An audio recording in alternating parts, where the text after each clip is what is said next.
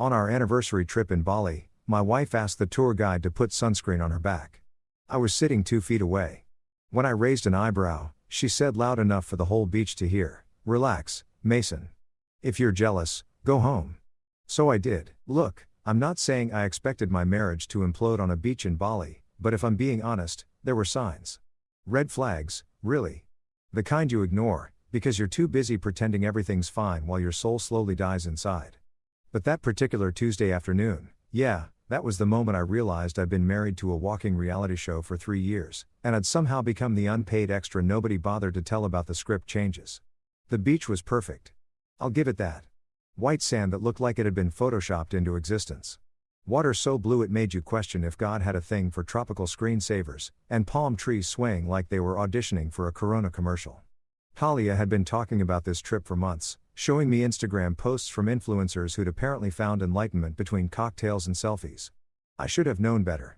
I should have realized that any vacation requiring that much aesthetic planning was probably going to end with me questioning my life choices. We'd been there for 2 days, and honestly, it hadn't been terrible. Sure, Talia had spent approximately 90% of her time positioning herself for the perfect shot. And yes, I'd become her personal photographer / lighting consultant / human tripod, but whatever. Marriage is about compromise, right? She gets her Instagram content, I get. Well, I was still figuring out what I got, but I'm sure it was coming. Then came the sunscreen incident. We were set up on our beach loungers. The expensive ones Talia had insisted we rent because apparently regular beach chairs were too basic. And I was actually relaxing for once. I had a beer that was still cold, a book I was pretending to read, and the sun doing that thing where it makes you feel like maybe life isn't so bad after all.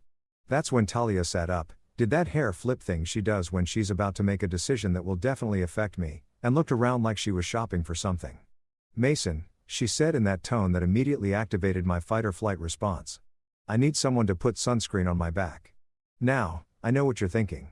You're thinking, "Mason, you idiot. That's your job. You're the husband. That's literally husband duties 101.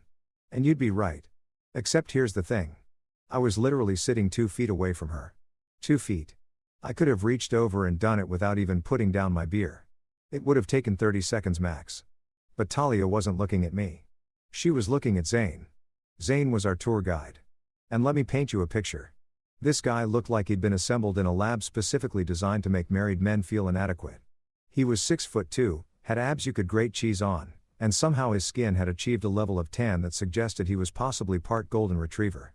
He wore board shorts that hung off his hips like they were afraid of commitment. And I'm pretty sure his hair had its own sponsorship deal with some organic coconut oil company.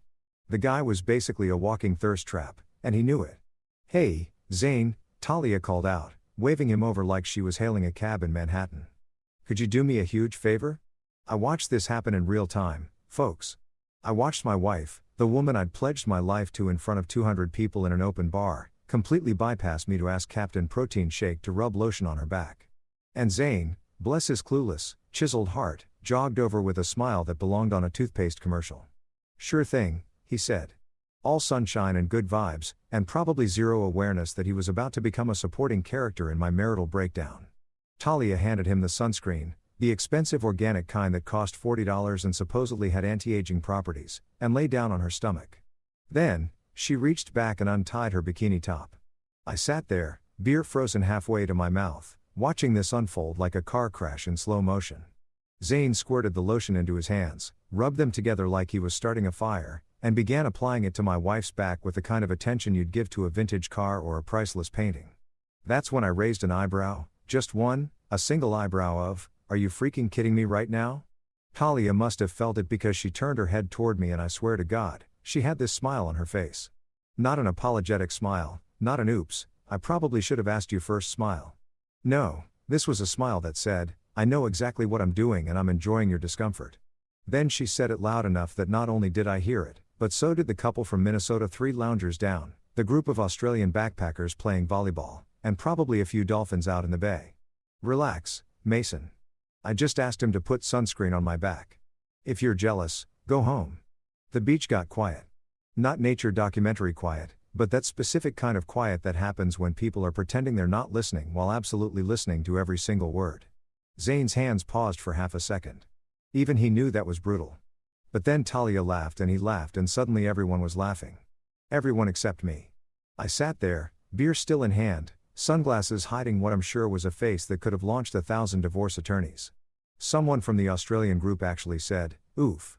Loud enough for me to hear. The Minnesota couple exchanged a look that clearly communicated, "Thank God that's not us." Even Zane looked uncomfortable, though he kept rubbing that sunscreen like his job depended on it. Talia was still smiling, soaking in the attention like it was vitamin D. She'd gotten exactly what she wanted, a moment, an audience, a story she could probably twist into something funny later. My husband got jealous over sunscreen. Would make a great caption for whatever sunset photo she posted tonight. I didn't argue. I didn't make a scene. I didn't give her the satisfaction of looking hurt or angry or anything that she could use as ammunition later. I just nodded, took a long sip of my beer, and thought to myself with crystal clear certainty, oh, I will. I will go home. Not because I'm jealous. Not because I can't handle her being friendly, but because I just realized something fundamental. I'd been married to someone who thought publicly humiliating me was comedy, and I'd been playing along like it was normal. So yeah, I was going home. I just wasn't going to tell her yet. Here's the thing about falling in love with someone who has big personality energy. At first, it's intoxicating.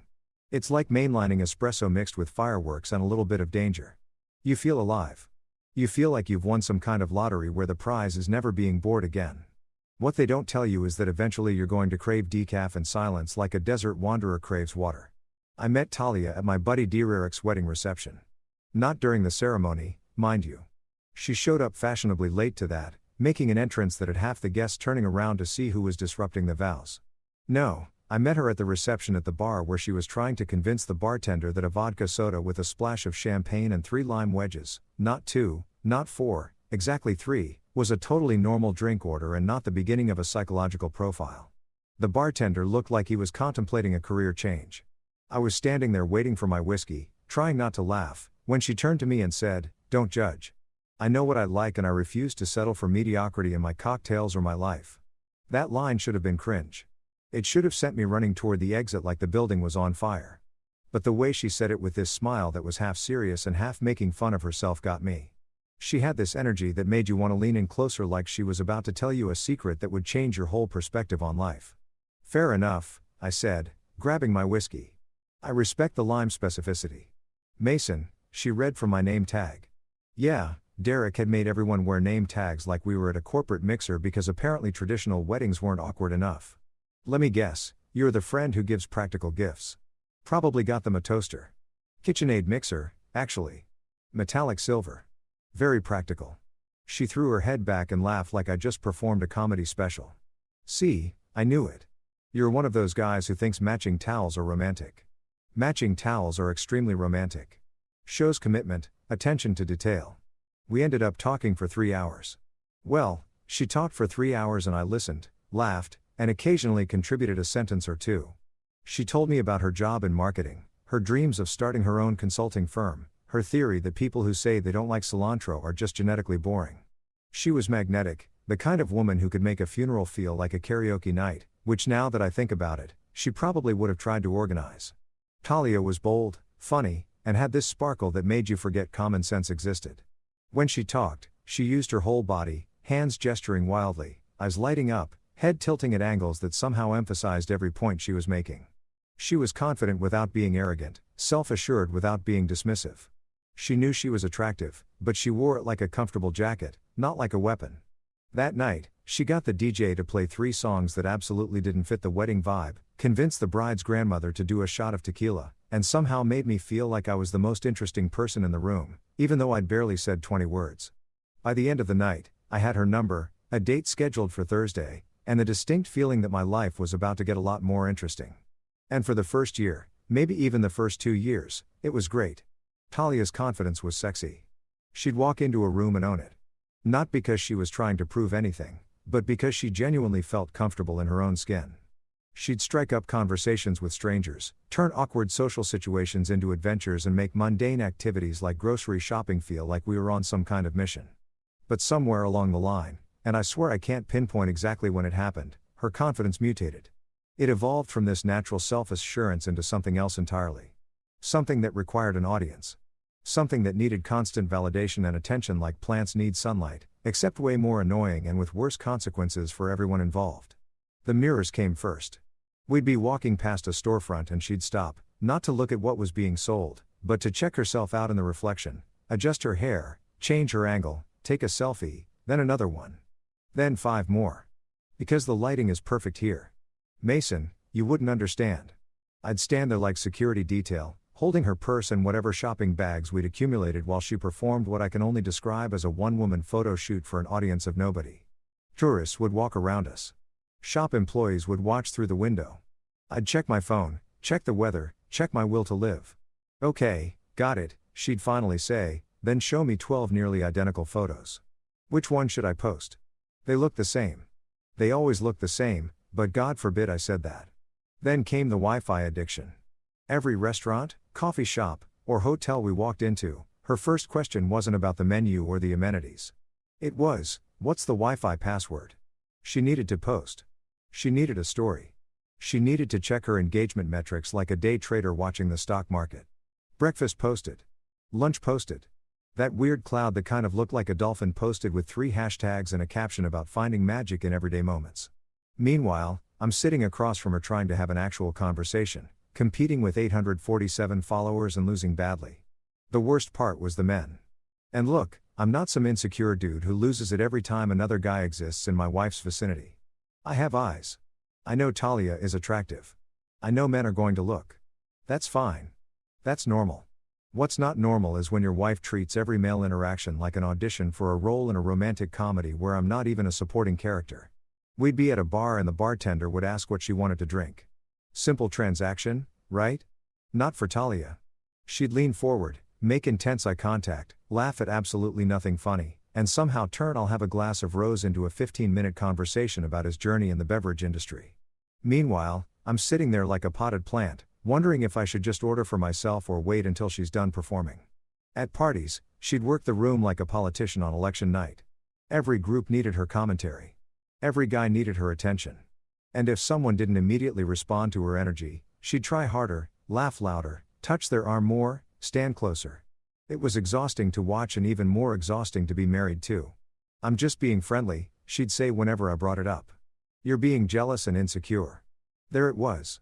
The defense that made me the villain for noticing that my wife treated every social situation like a performance where she was both the star and the director. I wasn't jealous. I was tired. There's a difference. She loved attention like I love silence. Passionately, excessively, and usually at the wrong time. And maybe that should have been my sign. Maybe I should have realized that someone who needs constant external validation is eventually going to run out of ways to get it from just one person. Maybe I should have understood that confidence that needs an audience isn't really confidence at all. But hindsight's 20/20 and I was too busy being the supporting character in her never-ending show to see that I'd stopped being a husband and started being a prop. The problem with Talia's friend group wasn't that they were bad people. They weren't evil or malicious or plotting world domination from a secret lair. The problem was that they were exactly like her. Attention-seeking chaos coordinators who thought influencer was a personality type and that documenting every single moment of their existence was somehow a public service. There was Sophia, the loud one. And I don't mean loud like speaks up in meetings loud. I mean loud like has never had an inside thought in her entire life. Loud. The kind of person who laughs at maximum volume regardless of whether something is actually funny. Who tells stories that require her to stand up and act out all the parts. Who treats every conversation like she's performing for an invisible audience that's definitely going to give her a standing ovation. She had opinions about everything. Your outfit, your drink choice, your zodiac sign, your childhood trauma, and she shared them with the enthusiasm of someone who genuinely believed the world was waiting for her take on literally anything. Then there was Luke, the wannabe DJ. Luke owned 3 different MIDI controllers, had a SoundCloud with 47 followers, mostly bots, and introduced himself at parties by saying, "Yeah, I'm kind of a music producer," with the confidence of someone who'd won a Grammy instead of someone who made beats in his mom's basement. He wore festival wristbands from events that happened 3 years ago, had strong opinions about the scene, and constantly tried to get everyone to listen to his new track, which always sounded exactly like his old track, but with different laser noises. And finally, there was Mia, the unofficial gossip channel. If TMZ was a person, it would be Mia, except TMZ probably has better fact-checking. This woman knew everything about everyone, and if she didn't know it, she'd make an educated guess and present it as confirmed intelligence. She spoke exclusively in dramatic whispers, even when sharing completely mundane information. "Did you hear?" she'd say, leaning in conspiratorially. "Jennifer from accounting is getting Thai food for lunch." Thai food, Mason, what do you think that means? I never knew what it meant. I don't think she knew what it meant, but she sure acted like it was Watergate-level scandal. When Talia told me these three were joining us in Bali, I should have faked a work emergency. I should have claimed sudden onset amnesia. I should have literally done anything other than say, sure. Sounds fun, like an idiot who'd never met these people before. The first 2 days weren't catastrophic. They were just a lot. Sophia shrieked at every sunset like she'd never seen one before. Luke tried to befriend the hotel DJ and kept saying things like, "Yeah, man. I could totally see myself playing a set out here." Mia found drama and everything. Apparently, the couple in room 304 was definitely having an affair because they ordered room service twice in one day, which I guess is suspicious if you're insane. But I played along. I smiled. I nodded. I took the group photos. I pretended that spending my vacation with three people who treated real life like a reality show was exactly what I'd signed up for. Marriage is about compromise, right? Talia wanted her friends there, so her friends were there. I could survive a week. I'd survived worse. Like that time, I went to her company retreat and had to do trust falls with her boss who smelled like pepper and regret. Then Zane entered the picture and suddenly my vacation became a front row seat to my own humiliation, directed by my wife and produced by her Greek chorus of enablers. Zane was the tour guide the resort assigned to our group. The first time I saw him, he was standing on the beach at sunrise doing yoga or tai chi or some kind of slow-motion interpretive dance with the ocean. The guy was shirtless, obviously, because I'm pretty sure he was contractually obligated to be shirtless at all times. He was tan in that way that suggested he'd never been indoors. Had tattoos that probably meant something deep in a language he didn't speak, and moved with the kind of easy confidence that comes from knowing you're exactly what every romance novel describes when they say chiseled. His hair was that perfectly messy style that takes either zero effort or 2 hours and $75 worth of product. I genuinely couldn't tell which. He had one of those smiles that belonged in a teeth-whitening commercial. And he spoke with this Australian-adjacent accent that made everything sound like an adventure, even when he was explaining the buffet hours. "Hey everyone," he said, approaching our breakfast table like he was hosting a morning show. "I'm Zay. I'll be your guide for the week. We've got some amazing experiences lined up. Snorkeling, temple visits, a sunset cruise. Going to be legendary." Sophia practically vibrated out of her chair. "Oh my God. Hi, I'm Sophia. This is Mia. That's Luke. And that's Talia and Mason." I got a casual head nod. Everyone else got the full wattage smile. "Beautiful," Zane said. And I swear he was looking at Talia when he said it. "Love the energy already.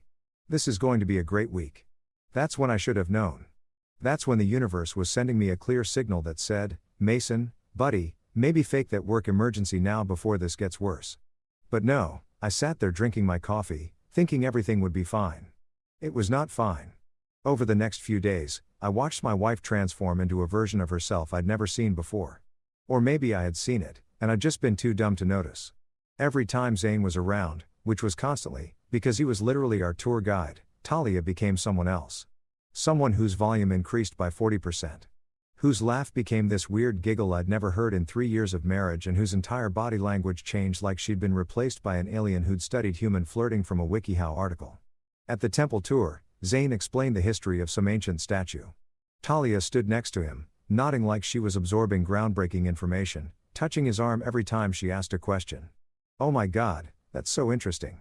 Tell me more about the architecture thing you just said." During the snorkeling trip, she needed help putting on her fins. Zane obliged, kneeling in front of her like he was proposing while she giggled and said, "I'm so bad at this stuff." Even though I'd literally watched her put on fins by herself on our honeymoon at dinner, she somehow always ended up sitting next to him asking about his life, his travels, his philosophies on being present. Meanwhile, I sat at the other end of the table with Luke, who was explaining his vision for a dubstep remix of traditional Balinese music that absolutely nobody asked about. Sophia and Mia, bless their enabling hearts, acted like this was all completely normal. They'd giggle along, make comments about how cute Zane was, and occasionally glance at me like I was a science experiment they were monitoring for interesting reactions. The worst part, Talia wasn't even subtle about it. She wasn't sneaking around or being secretive. She was flirting openly publicly with an enthusiasm that suggested she'd forgotten I existed, or worse, that she remembered I existed and didn't care. I sat there during these interactions like a Wi-Fi router. Technically essential for everything to function, but completely invisible and taken for granted. Nobody acknowledged me. Nobody included me. I was just there existing in the background watching my wife perform for a guy whose job was literally to be nice to tourists. And here's the kicker. When I tried to participate, tried to join conversations or suggest activities, Talia would brush me off with a mason. We're just having fun. Don't be boring. Or can you go get me another drink? I became the errand boy in my own vacation, fetching cocktails and taking photos while my wife and her friends treated Zane like he was the second coming of Crisworth. By day 4, I was seriously considering just booking myself a separate hotel room and calling it a solo retreat. At least then I could stop pretending I was enjoying watching my wife laugh, toss her hair, and touch another man's bicep while explaining how strong he must be from all that paddle boarding. Yeah, I really wished I'd booked a solo vacation. Or better yet, no vacation at all. You know what nobody tells you about reaching your breaking point? It's not dramatic. There's no explosion, no throwing things, no big confrontation where you deliver a monologue that makes everyone realize they've wronged you. That's movie stuff. Real breaking points are quiet. They're the moment you're sitting on a beach watching your wife publicly humiliate you. And instead of feeling angry, you just feel done. Done like a steak that's been on the grill too long. Done like a phone call you've been trying to end for 20 minutes. Done like a person who's finally realized that some problems can't be fixed with communication or compromise or couples therapy led by someone named Drive Sunshine who keeps talking about finding your shared truth. After the sunscreen incident, I sat on that beach for another hour. I didn't storm off. I didn't make a scene. I just sat there, finished my beer, and watched the waves do their thing while my brain processed what had just happened and what I was going to do about it. Talia and her crew had moved on to playing volleyball with Zane and some other tourists, shrieking and laughing like they were filming a commercial for tequila or poor life choices. Sophia kept yelling, "Get it, girl." Every time Talia made contact with the ball, Mia was taking photos from every angle like she was documenting a National Geographic special. Luke was trying to explain the physics of the perfect serve to anyone who'd listen. And Zane was just being Zane, effortlessly athletic, probably thinking about protein shakes and his next shirtless Instagram post. I watched all of this from my lounger. And I felt nothing. Not jealousy, not anger, not even disappointment, just this weird calm clarity that felt like someone had finally turned off a noise I'd been hearing for so long I'd forgotten it wasn't supposed to be there. That's when I stood up, grabbed my towel, and walked back to the hotel. Our room was on the 4th floor with a view of the ocean that Talia had insisted was essential for the aesthetic. It cost an extra $200 a night for that view. Worth it, apparently, for the 3 photos she'd taken from the balcony before never looking at it again. I stood in the doorway for a second, looking at the mess. Her stuff was everywhere. Makeup scattered across the bathroom counter like a Sephora had exploded. Clothes draped over every available surface. Charging cables tangled in ways that defied physics. My stuff was neatly packed in one corner because I was apparently the only person in this marriage who understood that hotel rooms aren't storage units. Then I grabbed my suitcase and started packing. Not angry packing, not throwing things around packing. Calm, methodical, almost meditative packing. I folded each shirt like I was preparing for emotional war. Creases lined up perfectly. Colors organized, pants folded in thirds, socks paired and rolled. My toiletries went into their designated bag. Nothing forgotten, nothing left behind. There's something powerful about packing quietly. It's a level of cold that yelling can never achieve. Yelling is hot anger. It burns fast and people can dismiss it as you losing control or being dramatic. But quiet packing, that's calculated. That's a decision. That's the sound of someone who's thought it through and isn't changing their mind. I zipped up my suitcase and pulled out my phone. American Airlines had a flight leaving Bali at 11 tomorrow morning. It had a layover in Tokyo and another in Los Angeles, which meant I'd be traveling for approximately 1,000 years, but I didn't care. I booked it business class because screw it. I was already having a terrible week and I might as well have leg room while processing my marital breakdown. Confirmation email received. Boarding pass downloaded. Hotel checkout scheduled for 9 a.m. My phone buzz. A text from Talia. "Where'd you go?" "We're getting drinks at the beach bar." I stared at that message for a solid minute. She didn't ask if I was okay. Didn't apologize for the sunscreen thing. Didn't even acknowledge that maybe possibly she'd crossed a line. Just wanted to know where I was so I could presumably rejoin the audience for her performance. I typed back. "Heading to bed early. Have fun." Polite, neutral, giving away absolutely nothing. Okay, lol. Don't be boring. Don't be boring. Right? Because the real problem here was that I wasn't entertaining enough while watching my wife flirt with the tour guide. I looked around the room one more time, making sure I hadn't forgotten anything important. Then I grabbed my suitcase and walked down to the front desk. The receptionist was a young guy named Audi, who'd checked us in 4 days ago. He'd complimented Talia's dress, asked about our plans, and seemed genuinely excited that we were there to celebrate our anniversary. Now, he looked at me standing there with a packed suitcase at 7 p.m., and I could see him trying to figure out if he should ask questions or just process whatever I needed. "I need to check out tomorrow morning at 9 o'clock, I said. "Just me. My wife is staying for the rest of the week." He nodded slowly, typing something into his computer. "Of course, Mr. Hartley. I'll prepare your bill. Will you need transportation to the airport?" "Yes, please. Flight leaves at 11 o'clock. More typing. All set. Is there anything else I can help you with?" I almost laughed. What could he possibly help me with?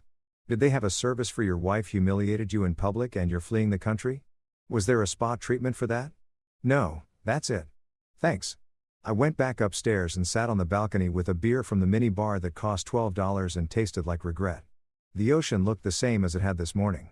Beautiful, peaceful, completely indifferent to human drama. The sun was setting, painting everything in those golden hour colors that Instagram influencers lose their minds over.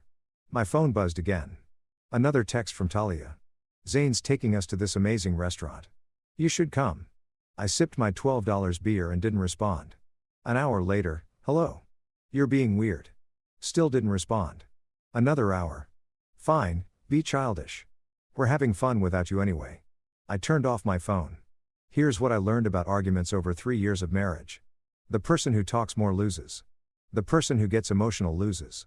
The person who tries to explain their feelings loses because the other person will twist it, gaslight it, make you feel crazy for caring. They'll tell you you're overreacting, being sensitive, can't take a joke. But silence is undefeatable. You can't argue with silence. You can't gaslight nothing.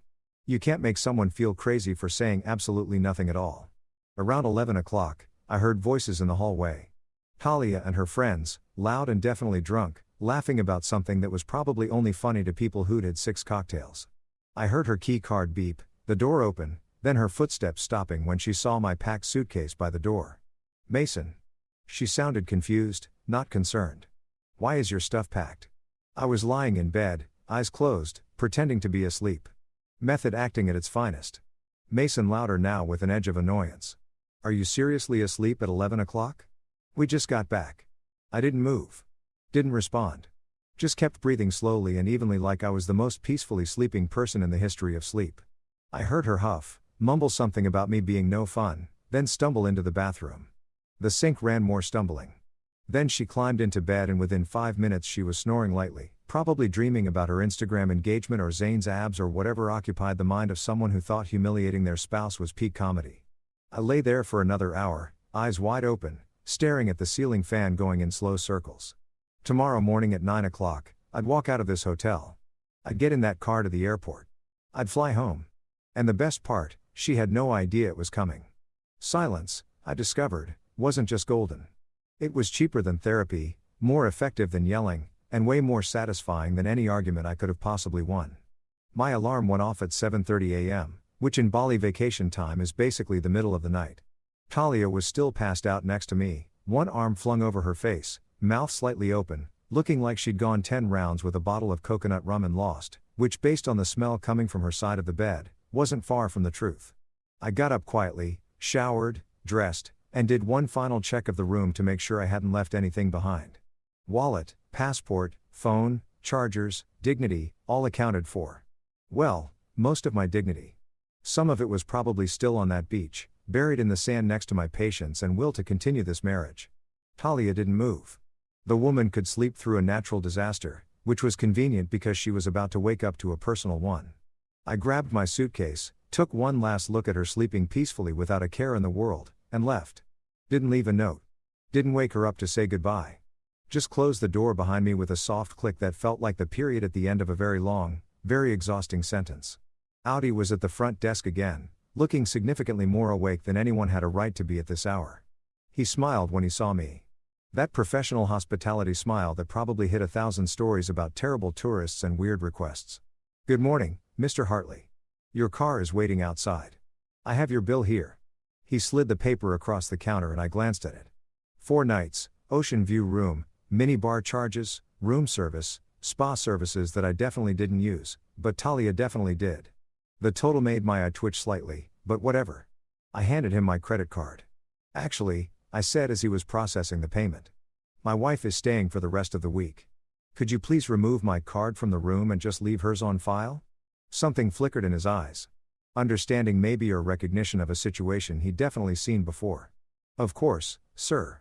I'll make that change right away. He processed my check out, removed my card from their system, and confirmed that only Talia's card would be charged for the remaining nights and any additional expenses. Perfect. Absolutely perfect. Thank you for staying with us, Audi said, handing me my receipt. I hope you had a pleasant visit. I almost laughed. Pleasant wasn't the word I'd use, but it was definitely memorable. Yeah, I said. Educational for sure. The car ride to the airport was peaceful. Just me, my suitcase, and a driver who didn't feel the need to fill the silence with small talk. We drove through the early morning streets of Bali, past temples and rice paddies, and locals starting their day. And I felt this weird sense of lightness, like I'd been carrying something heavy for so long that I'd forgotten what it felt like to not be weighed down. Security was easy. The flight was on time. I boarded, found my business class seat, accepted the pre-flight champagne like I was celebrating something, which in a way I was, and settled in for the longest travel day of my life. That's when my phone started going off. I turned it back on after boarding and immediately the notifications started rolling in like a tsunami of regret and confusion. Text after text, call after call.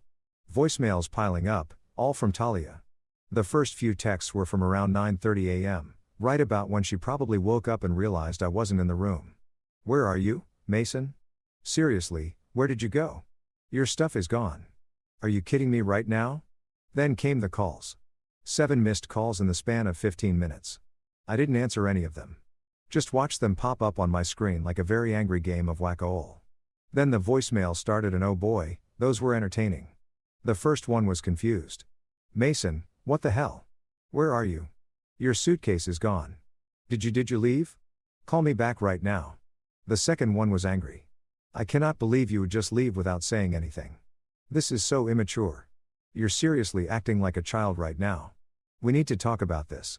The third one was a masterpiece. Okay, I get it. You're mad about yesterday, but you're overreacting. It was just sunscreen. You told me to go home if I was jealous, and you actually left. Who does that? You embarrassed me in front of everyone. I sat there in my business class seat, champagne in hand, listening to my wife tell me that I had embarrassed her. The irony was so thick you could cut it with a knife and serve it at a dinner party. But wait, it got better. Around 11 a.m. Bali time, right about when she probably went down to the lobby to look for me, the text changed tone dramatically. The hotel says, your card declined. Mason, they're saying, your card isn't on file anymore. My card isn't working either. Can you call them and fix this? Mason, this isn't funny. I had to put my phone down because I was laughing so hard that the flight attendant asked if I was okay. My card didn't decline.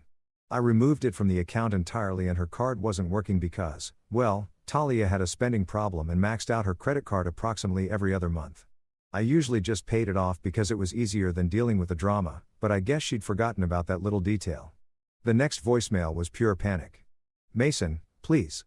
I'm at the front desk and they're saying I need to pay for the rest of the week up front and my card isn't going through and your card is gone and I don't understand what's happening. Can you please just call me back, please? Then came my personal favorite text message. I had to call my mom for money. Do you know how humiliating that was? Oh, I'm sorry. Was that humiliating? Having to ask for help in an uncomfortable situation in front of other people? Gee, that sounds terrible. I wouldn't know anything about that. It's not like I experienced anything humiliating recently. Certainly not yesterday on a beach in front of dozens of strangers. More texts flooded in throughout the day. Everyone is asking where you are. Sophia wants to know if you're coming back. Zane feels bad. He said he didn't mean to cause problems. Oh, Zane feels bad. How considerate. Maybe he could pay for her hotel room since he was so involved in our vacation. This is ridiculous. Mason, you're being so petty. At least respond. I didn't respond, not to the texts, not to the calls, not to the voicemails that kept coming in with increasing desperation. I just sat there in my comfortable business class seat, watching movies, eating airplane food that was somehow better than any meal I'd had in Bali and feeling more relaxed than I had in months. The flight attendant came by with more champagne. "Celebrating something?" she asked with a smile. "Yeah," I said. "Independence Day." She looked confused but refilled my glass anyway. Somewhere over the Pacific Ocean, I got a text from Sophia. "Dude, she's freaking out. She's crying." "What happened?" I almost responded. Almost. But then I remembered that Sophia was part of the problem. She'd laughed yesterday. She'd enabled it. She'd treated my humiliation like entertainment. Delete. Luke texted too. "Bro, she's crying at the front desk. Her card declined. This is harsh, man." Was it harsh? Or was it the natural consequence of telling your husband to go home if he didn't like watching you flirt with another man?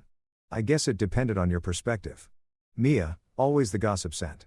"OMG, what is happening?" "Talia won't tell us anything, but she's upset." "Spill." Yeah, I wasn't spilling anything to someone who'd probably turn it into a group chat soap opera within 10 minutes. By the time we landed in Tokyo for the layover, I had 47 unread messages and 13 missed calls. I read through them while waiting for my connecting flight.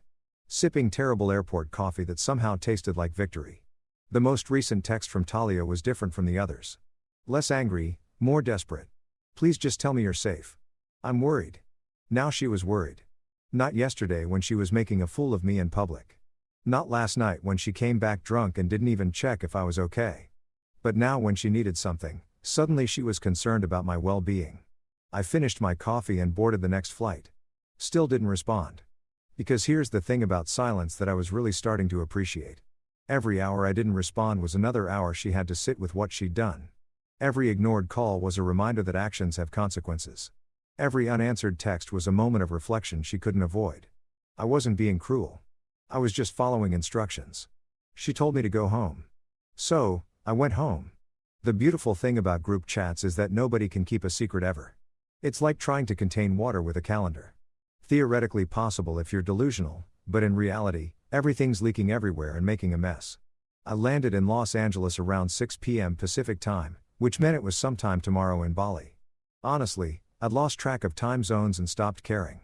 My body felt like it had been folded into a suitcase and thrown down a flight of stairs. But my spirit was doing great, thriving even.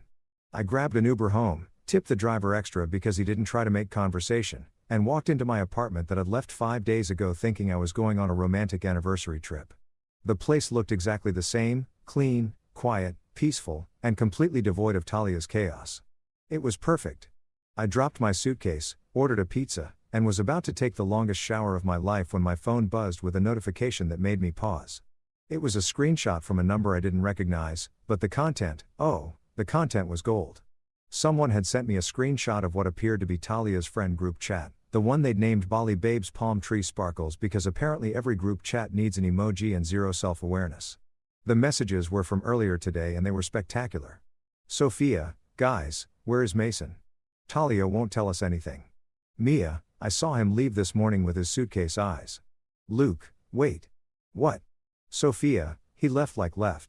Left. Mia, girl, yes. I was coming back from my run and saw him getting into a car. Airport car. Luke, bro, that's crazy. Over sunscreen. Sophia.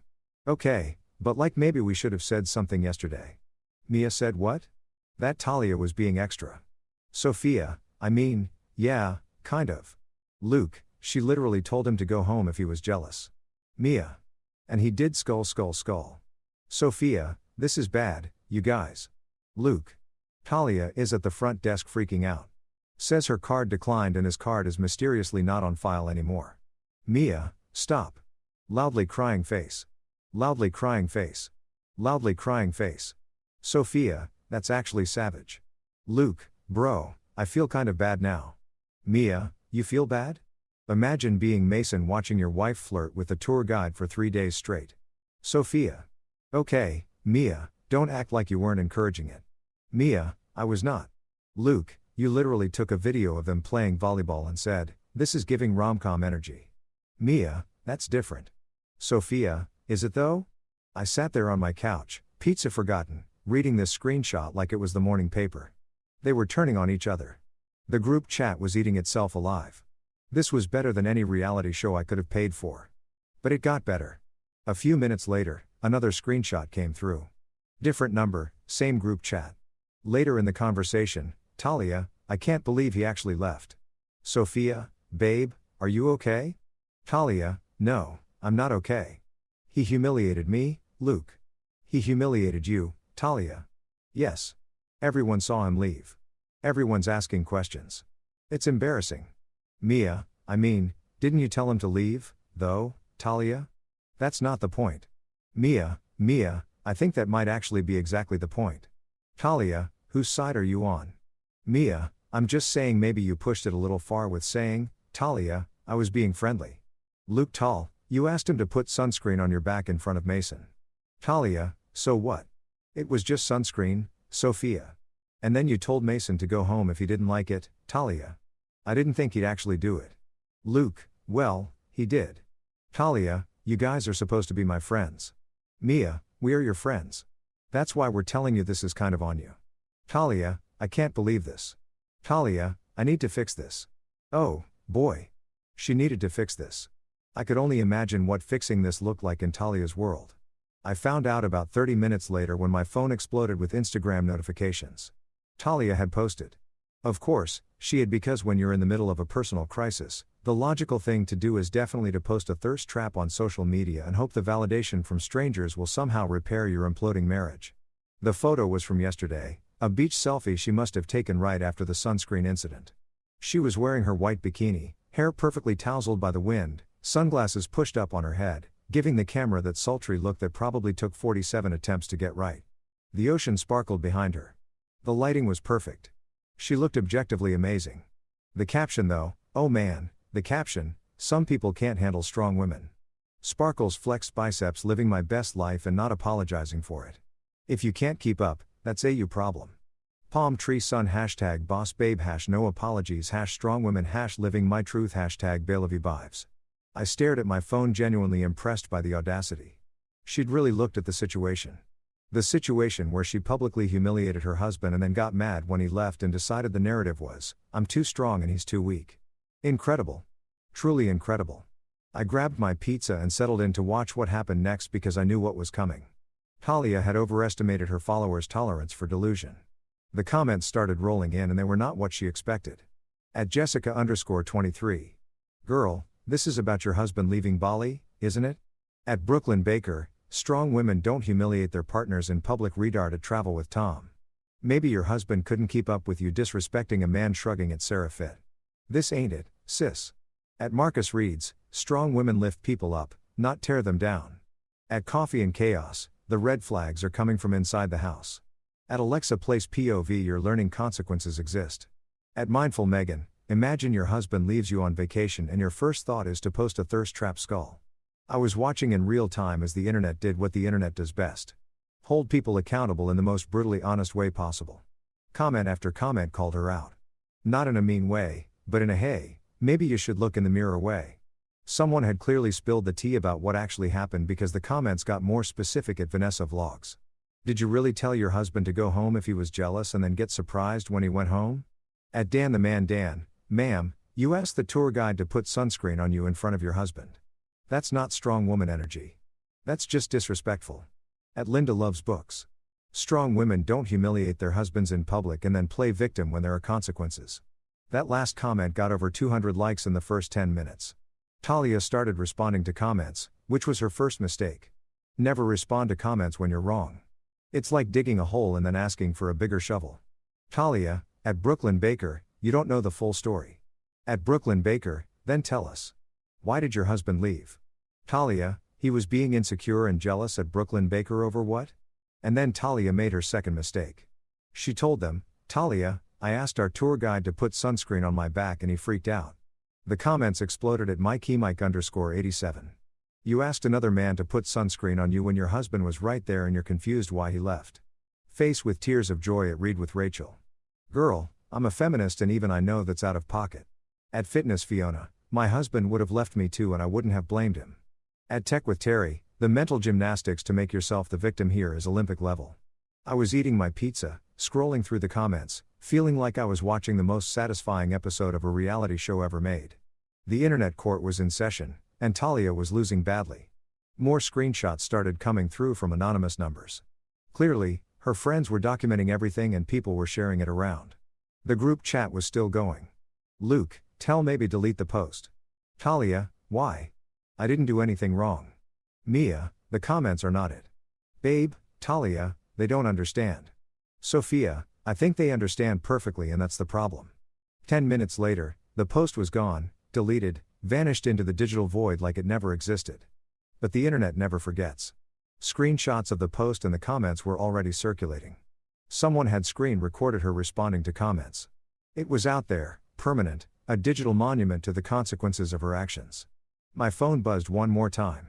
Another text from an unknown number. Just 2 words. Chef's kiss.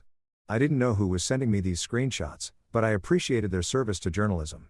I finished my pizza, took that shower, and went to bed in my own apartment, in my own bed, in complete peace and quiet. Meanwhile, somewhere in Bali, Talia was probably staring at her phone, realizing that the internet had just held up a mirror, and she didn't like what she saw. 3 days after I got back home, I was living my best divorced, but not officially divorced yet life. I deep cleaned the apartment, meal prepped for the week like I was training for a bodybuilding competition, and had started rewatching The Sopranos from the beginning because apparently my subconscious thought what I needed was more stories about toxic relationships and people making terrible decisions. I was on episode 4 enjoying my homemade stir fry and the fact that nobody was asking me to take photos of their food before they ate it when my phone rang. Unknown number. Now, normally I don't answer unknown numbers because I'm not a psychopath. Unknown numbers are either scammers trying to tell me my car's extended warranty is expiring, I drive a 10-year-old Honda, buddy, that ship has sailed, or robots asking if I want to lower my student loan payments. But something told me this one was going to be entertaining. I answered, hello. Silence for a second. Then that voice I'd been married to for 3 years, now sounding small and shaky in a way I'd never heard before. Mason, Talia. Of course, it was Talia. Who else would call from an unknown number after I'd ignored 47 texts and 13 calls from her actual phone? The woman was nothing if not persistent in her quest to make everything about her. Yeah, I said, keeping my voice neutral, not cold, not warm, just flat like a pancake that had been left on the griddle too long. You really left me there, she said. And I could hear that tremor in her voice that usually preceded tears. The same tremor she used when she wanted something or was trying to manipulate a situation in her favor. I'd heard it before when she wanted to buy a purse that cost more than our monthly groceries or when she needed me to cancel plans with my friends so she could have a crisis that somehow always required my immediate attention. Yeah, I said again. Why waste words? She knew what happened. She was there. I can't believe you, she said, and now the tears were definitely coming. I could hear that shift in her breathing, that little hitch that meant the waterworks were about to start. You just left without saying anything. Without even talking to me, I took a bite of my stir fry, chewed, swallowed. Tony Soprano was in the middle of a therapy session on my TV talking about his mother issues. Felt relevant. What did you want me to say? I asked, genuinely curious. You told me to go home if I was jealous. I went home. Seemed pretty straightforward. I didn't think you'd actually do it. Her voice went up an octave. That familiar tone of someone who's just realized their bluff got called and they're holding a terrible hand. It was a joke, Mason. You know how I am. I was just being dramatic. Yes, the classic, it was just a joke defense. The refuge of people who say hurtful things and then act shocked when there are consequences. I'd heard this one before, too. Usually after she'd made some comment about my job not being as exciting as her marketing career or about how I dressed like a dad even though I was 32. And that's not even that old. Cool, I said. Well, I took you seriously. My bad. You're bad. She was getting angry now. The tears evaporating into rage like water on hot pavement. You embarrassed me, Mason. Everyone saw you leave. Everyone was asking questions. Do you know how humiliating that was? I had to put my fork down for this one. Had to really appreciate the absolute audacity of what I just heard. Let me get this straight, I said slowly, like I was explaining algebra to a golden retriever. You're upset that I embarrassed you. Yes. By leaving after you publicly told me to leave. That's not you're twisting it. I'm really not. I said you said and I quote, if you're jealous, go home. Then you got mad when I went home. I'm trying to understand the logic here, but it's not clicking. You know what I meant? Do I? Because it seems like you said exactly what you meant. You wanted me gone so you could keep flirting with Zane without your boring husband watching. So, I left. Problem solved. She made this sound that was half gasp, half sob, like I just revealed some devastating truth she wasn't ready to face. Which, to be fair, I probably had. I wasn't flirting, she insisted, but even she didn't sound convinced. I was being friendly. There's a difference, right? I said, just like there's a difference between asking your husband to put sunscreen on your back and asking the shirtless tour guide to do it instead. Super friendly. Very normal behavior. Oh my God, you're still on that? It was sunscreen, Talia, I said. And I kept my voice calm because I'd learned that staying calm drove her crazy way more than yelling ever could. If it was just about sunscreen, you would have asked me. I was sitting 2 feet away from you. But you didn't want me to do it. You wanted Zane to do it. And you wanted to make sure I saw it and knew that you didn't need me or care what I thought about it. Silence on the other end. The kind of silence that meant I'd hit the target dead center and she was scrambling for a comeback. You're being ridiculous, she finally said, but there was no conviction behind it.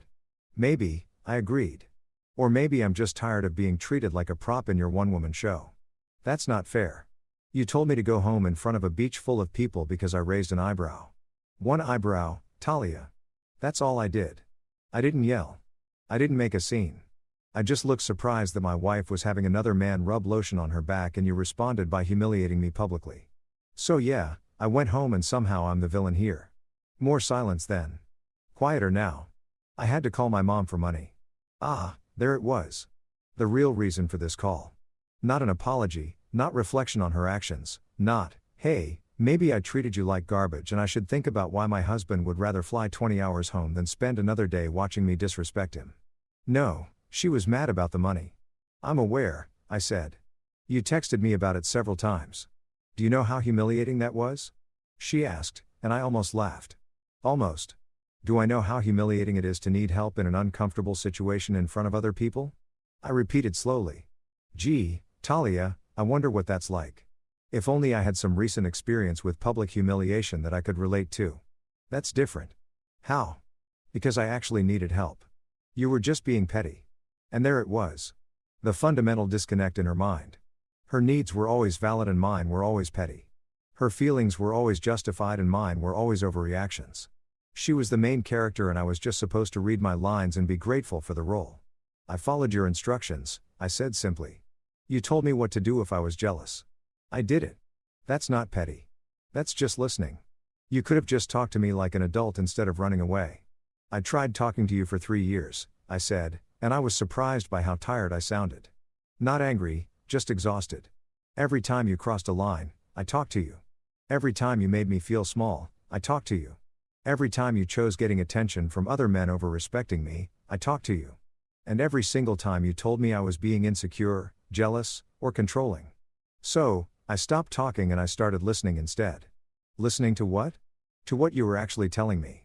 Not your words, but your actions. And your actions told me pretty clearly that you didn't respect me, didn't value me, and didn't think my feelings mattered. So, I left. She was crying for real now. Those big gulping sobs that might have worked on me a year ago, but I'd spent 3 days in peace and quiet, sleeping in my own bed, eating food I actually wanted to eat, watching TV shows I wanted to watch, and not once having to worry about being someone's emotional support audience. And I'd realized something important. I was happier alone than I'd been in years of being with her. Mason, please. She said through the tears. We can fix this. We can go to therapy. We can work on it. I'll be better. I promise. You said that before. I reminded her. After your company Christmas party when you spent 2 hours flirting with your boss while I stood in a corner holding your purse. After your friend's wedding when you dirty danced with the best man and told me to loosen up when I said something. After that concert where you gave your number to the bartender as a joke. Every time you promised you'd be better and every time nothing changed. This time will be different. Yeah, I said quietly. You're right. This time is different because this time I'm done. The line went quiet except for her breathing and the occasional sniffle. So that's it? She finally asked. You're just giving up? I'm not giving up. I said I'm just choosing myself for once. You told me what you wanted. You wanted me to go home. I listened. For the first time in our marriage, I actually listened to what you said instead of trying to decode what you meant or make excuses for your behavior. I didn't mean it, she whispered. That's the problem, Talia. You never mean it. You never mean to hurt me. You never mean to embarrass me. You never mean to disrespect me. But you keep doing it anyway. And I'm tired of being married to someone who keeps accidentally treating me like I'm invisible. Please don't do this. You already did it, I said simply. I'm just accepting it. I hung up then. Didn't wait for her response. Didn't give her a chance to make more promises or shed more tears or try to guilt me into giving her another chance. I just hung up and went back to my stir-fry and Tony Soprano. And I felt lighter than I had in years. After that phone call, something weird happened. Or rather, something weird didn't happen. I didn't block Talia's number. I didn't delete her contact.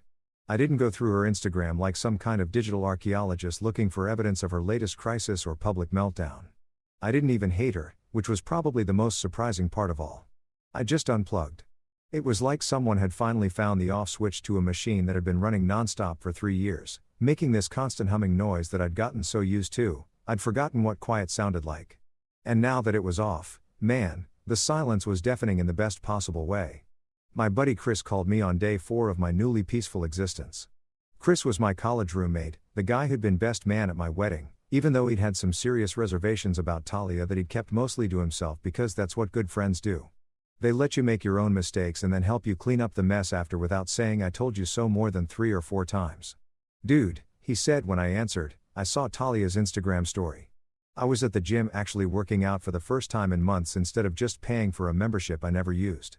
Felt good, felt productive, felt like I was investing in myself instead of managing someone else's emotional stock portfolio.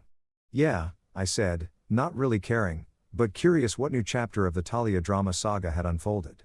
She posted this whole thing about knowing your worth and not letting toxic people dim your light with like a sunset photo and some quote that looked like it came from a Pinterest board for people going through breakups. I laughed, almost dropping my dumbbell. Let me guess, she's the one with worth and I'm the toxic person. I mean, she didn't say it explicitly, but the implication was pretty clear. Comments are a war zone, though. Her followers are not buying it. Good for them, I said, and I meant it. Not in a vindictive way, but in a I'm glad people can see through the performance way. You okay, man? Chris asked, and I could hear the genuine concern in his voice. Like, really okay? Because you sound I don't know. Too okay. I'm great, I said, and realized I actually meant it. I'm not spiraling, not stalking her social media, not writing angry texts at 2 a.m. that I'm too smart to actually send. I'm just done. And it feels amazing. Huh? Chris said like he was processing this. That's very mature of you, right? I'm as surprised as you are. The thing was, I really wasn't kidding. For the first time in years, I wasn't waking up with this low-level anxiety about what drama the day would bring. Would Talia be upset about something I said? Would she post something that would embarrass me? Would I have to defend her behavior to my friends and family again? Would I spend another evening being her personal photographer while she tried on 17 outfits for a dinner we were already late to? None of that existed anymore. My mornings were mine. My evenings were mine. My mental energy was mine. It was like I'd been carrying a backpack full of rocks for so long that I'd forgotten what it felt like to stand up straight. Work got better, too, which was unexpected. I'm an accountant. Not the most exciting job in the world, but it's stable, pays well, and I'm good at it. Talia used to make comments about how boring my job was, how she could never sit at a desk all day doing math stuff, how her marketing career was so much more creative and dynamic. I'd internalized that for a while. Felt kind of apologetic about having a normal job that didn't involve influencer events or brand partnerships or whatever the hell she did that required that many selfies. But now I showed up, did my work, helped my coworkers with their tax questions, and left feeling competent and useful. My boss, Patricia, a no-nonsense woman in her 50s who'd been doing this for 30 years, stopped by my desk one afternoon with her coffee mug that said, "I'm not arguing. I'm just explaining why I'm right." "Mason," she said, peering at me over her glasses. "You seem different lately." "Different how?" I asked, hoping this wasn't leading to a conversation about my productivity or something. "Lighter," she said, less stressed. "Did you finally tell that wife of yours to knock it off with the surprise lunch visits?" Talia used to show up at my office unannounced, which sounds romantic until you realize she only did it when she wanted something or needed me to solve a problem she'd created. Patricia had witnessed more than one of these surprise visits that ended with me having to leave early or skip lunch to deal with whatever crisis Talia had manufactured. "We're separated," I said simply. "I left her in Bali and came home." Patricia's eyebrows shot up. Then slowly, she smiled. "Good for you." Yeah, Mason, I've been married for 32 years. I know what a healthy relationship looks like, and whatever you had going on was not it. You've been walking around here for months looking like a man who's constantly waiting for the other shoe to drop. It's nice to see you relaxed. That conversation stuck with me. Other people had noticed. My stress had been so visible that my boss, who barely knew me outside of quarterly reviews and the occasional conversation about Excel formulas, had picked up on it. My mom called on day 6. I'd been avoiding telling her about the separation because my mom loved Talia. Or rather, my mom loved the idea of me being married and potentially giving her grandchildren. And Talia knew how to perform for parents. She'd show up to family dinners with homemade desserts, store-bought, but she'd transfer them to a nice dish, compliment my mom's cooking, ask about my dad's golf game. She was great at the 2-hour performance. It was the other 8,758 hours of the year that were the problem. Honey, my mom said in that tone that meant she'd heard something from someone and was fishing for confirmation. Debbie Henderson told me she saw Talia's Instagram post about toxic people. Is everything okay? Debbie Henderson was my mom's friend from book club who apparently followed Talia on social media for reasons I'd never understood. We separated. Mom, I said, ripping off the band-aid. I left her in Bali and came home. We're probably getting divorced. Silence. Then what happened? I gave her the abbreviated version, the sunscreen, the public humiliation, the go home if you're jealous comment. My decision to actually go home. More silence. Then my mom said something that genuinely shocked me. Good. Good. Mason, I'm your mother. I love you, and I've been watching you shrink yourself for 3 years to make room for that girl's ego. You stopped coming to family dinners. You stopped calling. Every time we talked, you sounded exhausted. I thought marriage was supposed to make you happy, not turn you into someone I barely recognized. You never said anything, I said quietly. Because you seemed committed to making it work. And I respect that. But sweetie, there's a difference between working on a marriage and working yourself to death trying to fix someone who doesn't think they're broken. I'm glad you finally chose yourself. I didn't expect to get choked up, but I did. Hearing my mom, who'd been married to my dad for 37 years and took the for better or worse thing seriously, tell me she was proud of me for leaving felt like permission I didn't know I needed. My dad got on the phone after. Your mother's crying happy tears, by the way. She's very proud. Also, I never liked Talia. She ate all the good cookies at Christmas and didn't say thank you. Classic dad. Cutting right to what mattered. The days turned into a week, then 2 weeks. Talia kept trying different numbers, probably using her friends' phones or those free texting apps. I'd see the messages pop up, read them without opening them. Thank you, preview function, and then just move on with my day. We need to talk about us. I've been thinking about what you said. Can we at least discuss this like adults? I deserve a conversation. That last one almost made me respond. Almost. Because the audacity of thinking she deserved a conversation after 3 years of not listening to anything I said was truly something. But I didn't take the bait. Every time I felt tempted, I'd remember the beach, the sunscreen, the laughter from strangers, the way she'd smiled like my pain was entertainment. And I'd put my phone down and go do literally anything else. I started cooking actual meals instead of eating takeout every night. Tried new recipes, burned some things, made some things that were actually good. Didn't have to photograph any of it or wait while someone found the perfect angle and lighting. I read books, finished a whole novel in 3 days without interruption. I went to a movie by myself on a Wednesday afternoon and it was glorious. Nobody asked me to explain the plot in real time or complain that they were bored. I called old friends I'd lost touch with because Talia thought they were boring or bad influences. Translation: they didn't worship her. I existed. Just existed without drama, without damage control, without pretending that disrespect was a joke I should learn to laugh at. Silence, I discovered, wasn't just the absence of noise. It was a luxury brand I couldn't afford when I was married. Now I was living in it, wrapped in it like the world's most comfortable blanket. And I had zero intention of giving it up. A month into my new life as a separated but not quite divorced man, I was at Common Grounds, this coffee shop near my apartment that specialized in overpriced lattes and providing laptops to people who wanted to look busy while actually scrolling through Twitter for 3 hours. I was one of those people, except I was actually working. End of quarter reports don't write themselves. Unfortunately, the place was pretty packed for a Thursday afternoon. Students pretending to study, freelancers pretending to work, and that one guy who was definitely writing a screenplay about his ex-girlfriend that nobody was ever going to read. I'd snagged a corner table by the window, had my laptop open, my coffee within reach, and was deep into a spreadsheet that was giving me a migraine when I heard it. Oh no. Oh no. No. No. Oh my god. I'm so sorry. I looked up just in time to see a coffee cup. A large iced coffee. Extra ice. From the looks of the waterfall now cascading off my table, tumbling in slow motion like we were in some kind of romantic comedy directed by someone who hated electronics. The coffee hit my laptop keyboard with the enthusiasm of a toddler jumping into a pool. Brown liquid spread across the keys, seeping into the touchpad, probably frying circuits and destroying whatever chance I had of finishing this report before the weekend. Standing there looking absolutely horrified was a woman in her late 20s with curly brown hair that was escaping from a messy bun, glasses sliding down her nose, and an expression that suggested she just committed a federal crime instead of a caffeine-related accident. "I am so sorry," she said again, frantically grabbing napkins from the dispenser and trying to mop up the coffee tsunami. "I tripped over that guy's backpack and just am so sorry. Is your computer okay? Please tell me it's okay." "Oh God, it's not okay, is it?" I grabbed my laptop, flipped it upside down to let the coffee drain out, and tried to assess the damage. The screen was still on, which was either a good sign or the last hera before everything died. Keys were sticky. The touchpad wasn't responding. This was not great. It's not great, I admitted, because lying seemed pointless when coffee was literally dripping onto the floor.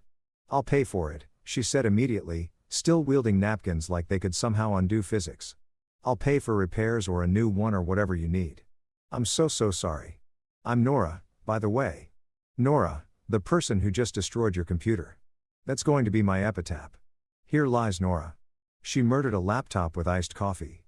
Despite the situation, despite my quarterly report probably being corrupted beyond repair and my laptop likely being dead, I laughed. Actually laughed because there was something about her complete mortification, her willingness to immediately take responsibility and her apocalyptic self-deprecation that was kind of refreshing. "Mason," I said, extending my non-coffee covered hand. "Mason, the guy whose laptop just got baptized in caffeine." She shook it, still looking like she might cry. "This is literally the worst thing I've ever done." "Well, no. One time I accidentally replied all to a company email about how boring the CEO's presentation was, but this is a close second. That's pretty bad." I agreed, right? I had to change teams. It was a whole thing. She looked at my laptop again, which was still dripping coffee despite my best efforts. "Listen, there's a computer repair place 2 blocks from here. Can I at least walk with you and pay for whatever they say? It's the least I can do.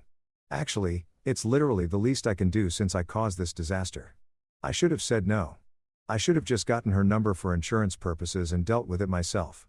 But there was something about her, something genuine and unperformed about her panic that made me say yes. "Sure," I said, packing up my soggy laptop and coffee-stained papers. "Lead the way to the computer hospital."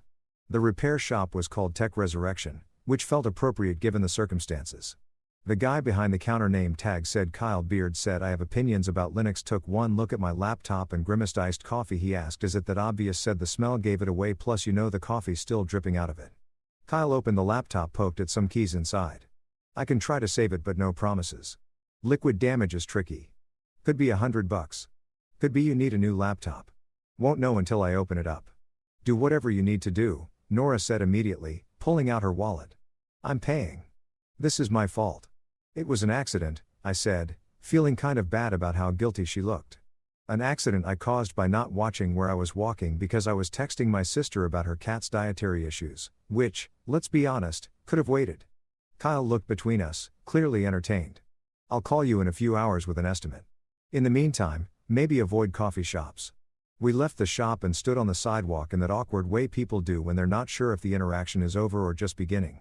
Nora was still clutching her wallet, still looking like she'd committed a war crime instead of spilling a beverage. "I really am sorry," she said for approximately the 15th time. "I know," I said. "You've been very clear about that. I just feel terrible. You were working and I just destroyed everything with my clumsiness."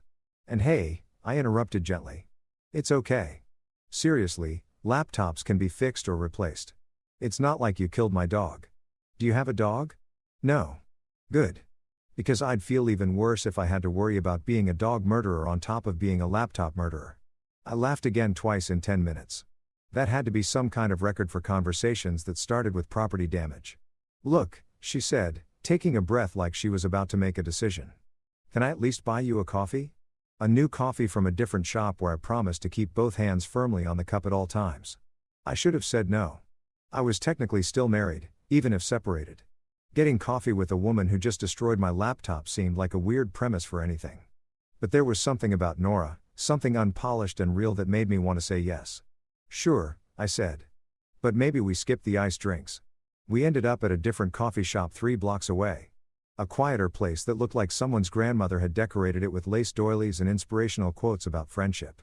Nora got a hot tea because I can't be trusted with cold beverages apparently. And I got a regular coffee. We sat at a table by the window and that's when I realized something strange. The silence wasn't awkward. With Talia, silence had always needed to be filled. She'd get anxious if nobody was talking, would start telling stories or showing me something on her phone or creating drama just to have something happening. But Nora, she just sipped her tea and looked comfortable existing without narrating every moment. So, she finally said, "What do you do when you're not having your laptop murdered by clumsy strangers?" "I'm an accountant," I said, waiting for the usual response.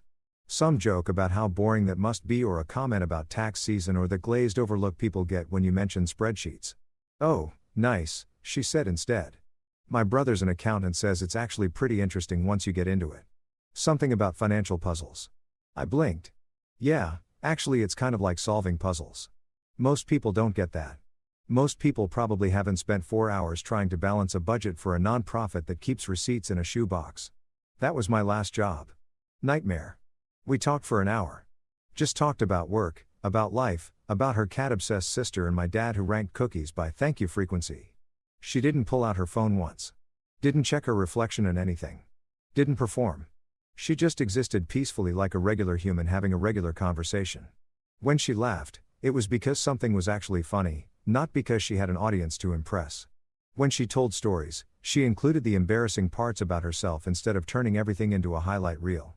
She asked questions and actually listened to the answers instead of waiting for her turn to talk. It felt strange at first. Calm is addictive once you taste it, but it's also kind of alarming when you're used to chaos.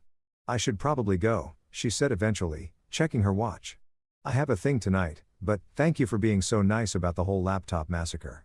Most people would have been way angrier. Most people probably haven't had worse things happen to them recently," I said without thinking. She looked at me curiously, but didn't pry, just smiled and said, "Well, Kay has my number for the repair bill, but if you want to, get coffee again sometime with me keeping my beverages far away from your electronics." "I'd like that." I realized I would like that, too. A lot actually. "Yeah," I said. "I'd like that." She left and I sat there for another few minutes finishing my coffee and thinking about how different that interaction had been from anything I'd experienced in the last 3 years. No drama, no performance, no competing for space in my own story. Just a conversation with someone who seemed content being herself instead of auditioning for a role. It was weird. It was peaceful and I wanted more of it. 3 weeks after the coffee shop incident, my laptop was fixed. $200. Nora insisted on paying every cent. I'd had 4 more coffee dates with Nora, all without beverage-related casualties, and I'd officially filed for divorce. That last one was surprisingly easy. Turned out that when you have a clear-cut case of spouse publicly humiliated me and told me to leave, so I left. The paperwork practically fills itself out. My lawyer, a sharp woman named Rebecca, who'd seen everything and was impressed by nothing, looked over the timeline of events and actually smiled. "This is the most straightforward case I've had all year. She literally told you to go home. You went home. She can't really argue with that." "She'll try," I said, because I knew Talia. She'd try to spin it, reframe it, make it about my jealousy or insecurity or inability to handle her free spirit. "Let her try," Rebecca said, closing the file.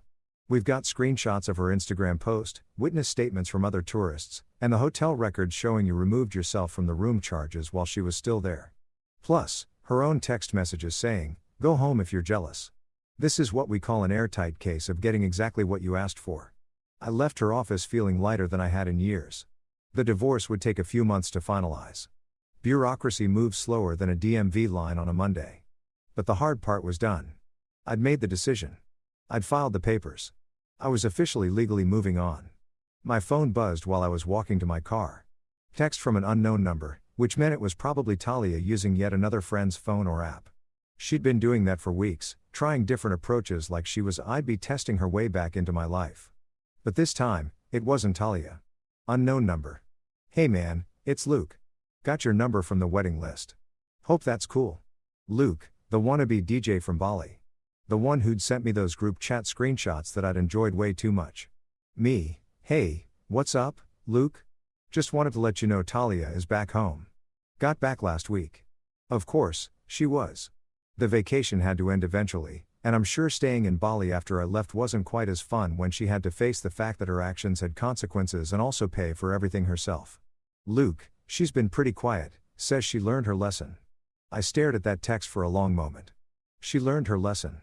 Like, this was some kind of educational experience where she'd taken notes and would do better on the next test. Like 3 years of disrespecting me had been a rough draft and now she was ready to submit the final version. Me, good for her.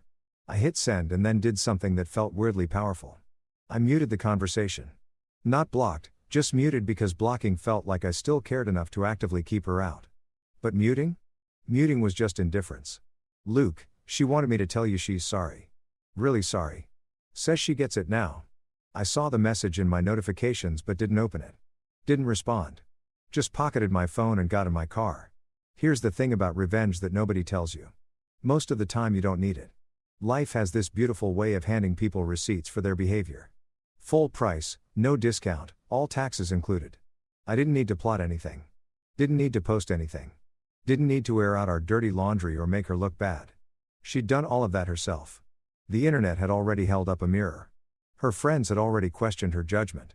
She'd already had to call her mom for money in a foreign country. Already had to explain to everyone why her husband left in the middle of their anniversary trip. Already had to face the fact that actions have consequences. And it's just a joke. Only works until someone takes you seriously. I didn't need revenge. She'd already gotten the bill. That night, I had dinner with Nora. Nothing fancy, just this Thai place near her apartment that she swore had the best pad Thai in the city. She was right. It was incredible. And also, I realized halfway through the meal that this was the first dinner I'd had in months where nobody had made me wait while they photographed the food from 17 angles. You're smiling, Nora said, twirling noodles around her fork. What's funny? Nothing, I said. Just I'm having a good time. Is that unusual? She asked, but not in a confrontational way. Just curious. It used to be, I admitted, my ex. Well, almost ex. The divorce is processing. She made everything complicated. Even dinner was a performance. Had to get the lighting right, the angle right, the caption right. By the time we actually ate, the food was cold, and I'd lost my appetite. Nora made a face. That sounds exhausting. It really was. Well, she said, raising her water glass like it was champagne. Here's to hot food and low expectations. I clinkied my glass against hers. I'll drink to that. We didn't have some big dramatic moment where I declared my feelings or she became my rebound or whatever movie script people think happens after a breakup. We just enjoyed each other's company, talked about normal things, made plans to see a movie next weekend, exchanged memes about accounting. Yes, accounting memes exist. And yes, they're hilarious if you're a specific type of nerd. It was simple. It was easy. It was peaceful. And peace, I discovered, was underrated. The next morning, I woke up in my apartment. My space decorated how I wanted it, organized in a way that made sense to me. And the first thing I noticed was the quiet. Not the heavy, anxious quiet of waiting for something bad to happen. Not the tense quiet of tiptoeing around someone's mood. Just quiet, peaceful, comfortable, quiet. I made my own coffee. Not some complicated order that required specific measurements and organic ingredients and a certain type of oat milk. Just coffee, black, simple, perfect. I opened the curtains and let the morning light in. Something Talia never liked because it wasn't flattering for morning selfies. The sun felt good, warm, real. I sat on my couch with my coffee and my book and thought about how different my life looked now compared to a month ago. How I wasn't walking on eggshells. Wasn't managing someone else's emotions. Wasn't pretending that disrespect was love or that public humiliation was just her being playful. My phone buzzed. Text from my mom. Mom, coming over for dinner Sunday. Your father is making his famous ribs. Also, Debbie Henderson told me Talia is back in town and devastated. I told Debbie that sounds like a personal problem. Was I rude? I laughed out loud. Me. Not rude. Accurate. I'll be there Sunday. Can I bring someone? Mom. The coffee shop girl. Me. Her name is Nora. Mom. Mom. Can't wait to meet Nora. Tell her your father will interrogate her about her cookie preferences. It's his love language. I smiled and put my phone down. Took another sip of coffee. Looked around my apartment. My space. My life. My peace. Talia had told me to go home if I was jealous. And yeah, maybe I did go home. I got on a plane, flew 20 hours and came back to my apartment. But somewhere between leaving Bali and filing for divorce and meeting Nora and reclaiming my own life, something shifted. This place, this quiet, peaceful, drama-free space stopped being just where I lived. It became home.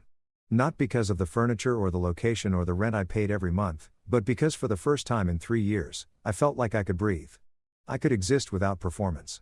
I could just be myself without apologizing for taking up space or having feelings or expecting basic respect from the person I'd married. I'd spent 3 years being a supporting character in someone else's show. And I'd finally remembered that I was the main character in my own life. And the best part, my story was better without all that manufactured drama. Turns out peace isn't boring. It's just what happens when you stop accepting chaos as normal. My coffee was still hot. The sun was still shining. I had a book to read, a date with Nora this weekend, ribs with my parents on Sunday, and absolutely zero drama to manage. Talia could keep her apologies and her lessons learned and her devastation. I didn't need any of it. I didn't need closure or revenge or even acknowledgement that she'd been wrong. I just needed what I had right now. My coffee, my quiet, my peace. So yeah, maybe I did go home like she told me to. But for the first time in a long time, it actually felt like home. And I wasn't going anywhere.